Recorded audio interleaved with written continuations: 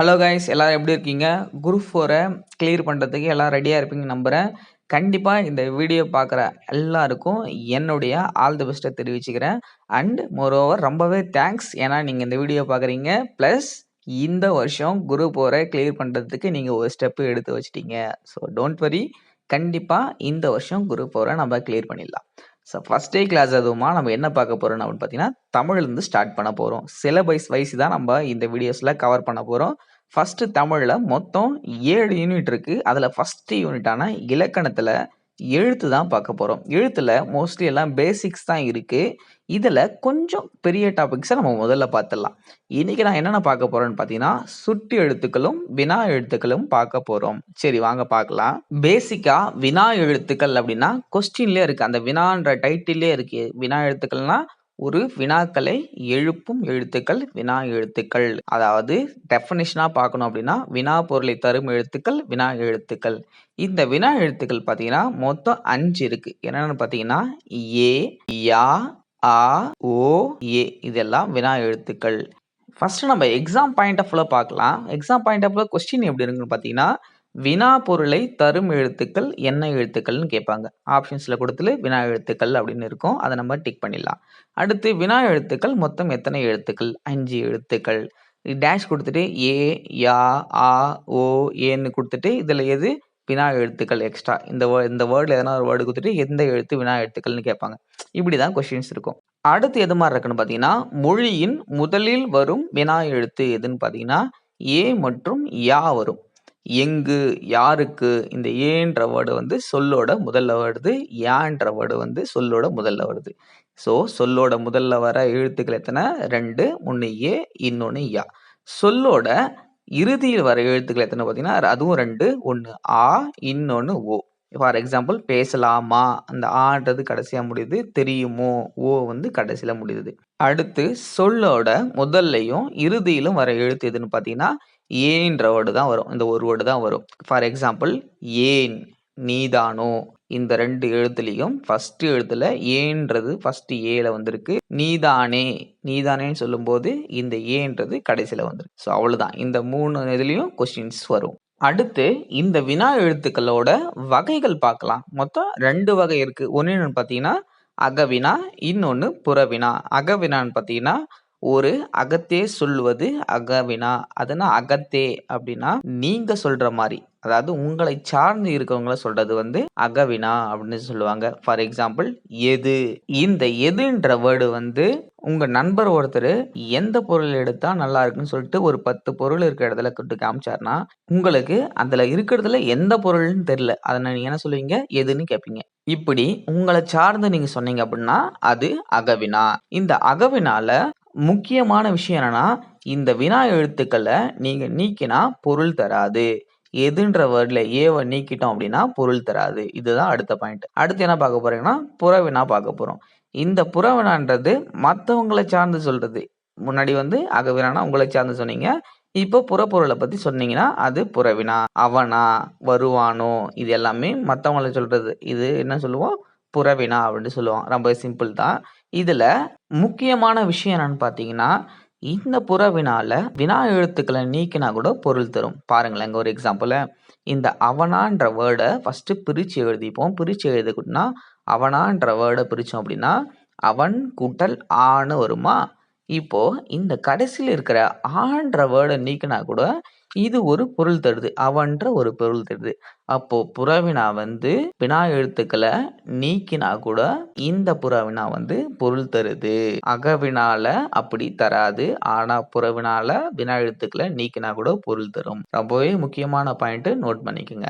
அவ்வளவுதான், சிம்பிள். வினா எழுத்துக்கள் டாபிக் முடிஞ்சது. சின்னதா சில கொஸ்டின்ஸ் மட்டும் இதுல கேட்டுறேன். ஏன்னா உங்களுக்கு ரிவிஷன் பண்ண ஈஸியா இருக்கும். ஃபர்ஸ்ட் வினா எழுத்துக்கள் மொத்தம் எத்தனை இருக்கும் அப்படின்னு சொல்லிட்டு உங்களுக்கு ஞாபகம் இருக்கா? இருந்தா மறக்காம கமெண்ட்ஸ்ல சொல்லுங்க. அடுத்து என்ன கொஸ்டின் பார்த்தீங்கன்னா, வினா எழுத்துக்கள் எத்தனை வகைப்படும்? அதுவும் ஞாபகம் இருக்குன்னா வச்சுக்கோங்க. அடுத்து அகவினானா என்ன? புறவினானா என்ன?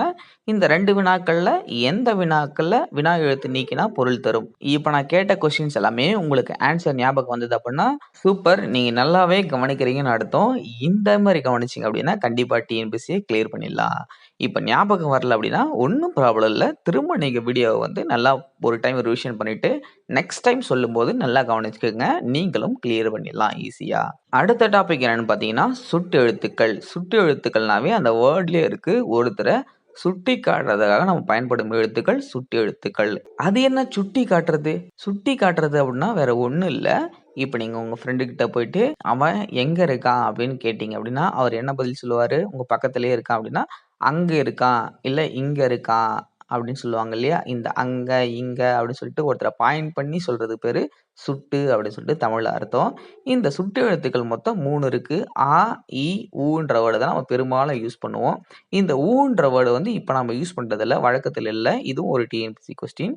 இந்த ஆ, இ மட்டும் தான் யூஸ் பண்ணுவோம். இப்ப இந்த சுட்டு எழுத்துக்கள் பார்த்தீங்கன்னா, மொத்தம் 5 வகை இருக்கு. நல்லா ஞாபகம் வச்சுக்கங்க. சுட்டு எழுத்துக்கள் மொத்தம் 5 வகை இருக்கு.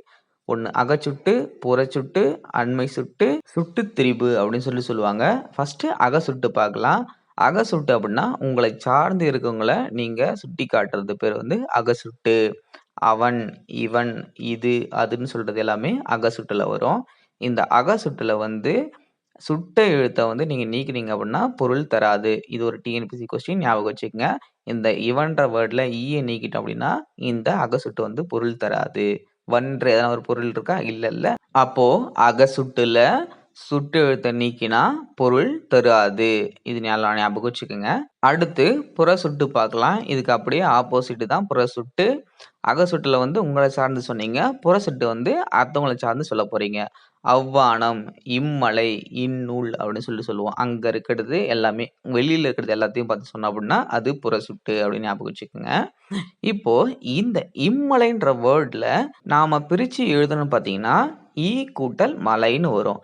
இப்ப சுட்டு எழுத்த நம்ப இம்மலையில ஈவ நீக்கிட்டோம் அப்படின்னா, மலைன்ற பொருள் நம்மளுக்கு தருது இல்லையா? அப்ப புறச்சுட்டுல சுட்டு எழுத்த நீக்கினா கூட நமக்கு பொருள் தரும். ஆனா, அகச்சுட்டுல சுட்டு எழுத்த நீக்கினா பொருள் தராது. இதுதான் மெயின் டிஃபரன்ஸ். நல்லா ஞாபகம் வச்சுக்கங்க. சரி வாங்க அடுத்த டாபிக் போயிடலாமா? அண்மை சுட்டுனா, நம் அருகில் உள்ளவற்றை சுட்டிக்காட்டுவதற்கு அண்மை சுட்டு என்று பெயர். அருகில் உள்ளது தான் என்ன சொல்லுவோம்? உங்களுக்கு பக்கத்துல இருக்கிறவங்கள, இல்ல பக்கத்துல இருக்கிற பொருள நம்ம சுட்டி காட்டினோம் அப்படின்னா, அது அண்மை சுட்டு.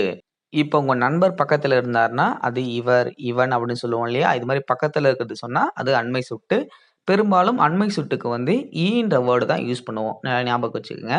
அடுத்தது பார்க்கலாம். அடுத்து பார்த்தீங்கன்னா, சேய்மை சுட்டு. சேய்மை சுட்டுனா, கொஞ்சம் தொலைவுல இருக்கிறத நம்ம சொன்னது அப்படின்னா, அது சேய்மை சுட்டு அப்படின்னு சொல்லுவாங்க. அது வந்து அவள், அவர் பக்கத்துல இருந்தா இவர், இவள்ன்னு சொல்லுவோம். இதே கொஞ்சம் தூரத்துல இருந்தா அவன், அவள்ன்னு சொல்லுவோம் இல்லையா? இது மாரி ஆன்ற வேர்ட நம்ம யூஸ் பண்ணி சொன்னோம் அப்படின்னா, அது சேய்மை சுட்டு அப்படின்னு சொல்லுவாங்க.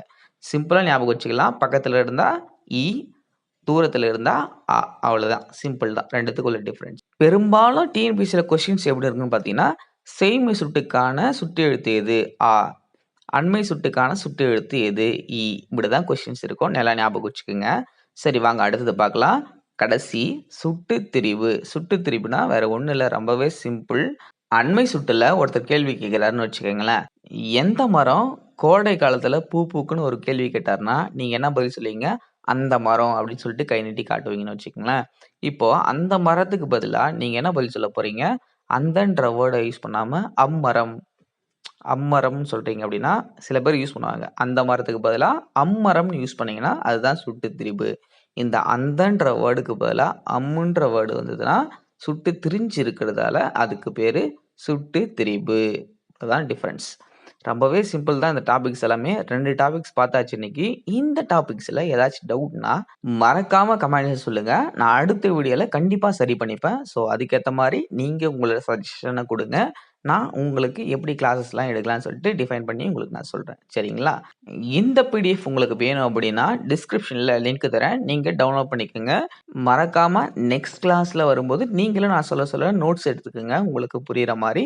அது உங்களுக்கு இன்னுமே யூஸ்ஃபுல்லா இருக்கும். ஸோ இத ஃபாலோ பண்ணீங்க அப்படின்னா, கண்டிப்பா குரூப் 4 கிளியர் பண்ணிடலாம். டோன்ட் வொரி சரிங்களா? அடுத்து தமிழ்ல எந்த டாபிக் பார்க்க போறோம்னு பார்த்தீங்கன்னா, ஒருமை, பன்மை, பிழைகளை திருத்துறது பார்க்க போறோம். அப்புறம் இணை எழுத்துக்கள் வேறுபாடுகள பார்க்க போறோம். அந்த வினை எழுத்துக்கள்னா நகரம், ரகரம் இது எல்லாமே ஒரே மாரி இருக்கு இல்லையா? இதோடைய வேறுபாடுல சொற்கள்ல எங்க பயன்படுத்தலாம்னு பார்க்க போறோம். ரொம்பவே இம்பார்ட்டன்டான டாபிக். ஸோ மறக்காம வந்து கவனிங்க. நெக்ஸ்ட் வீடியோல பார்க்கலாம். Thank you friends.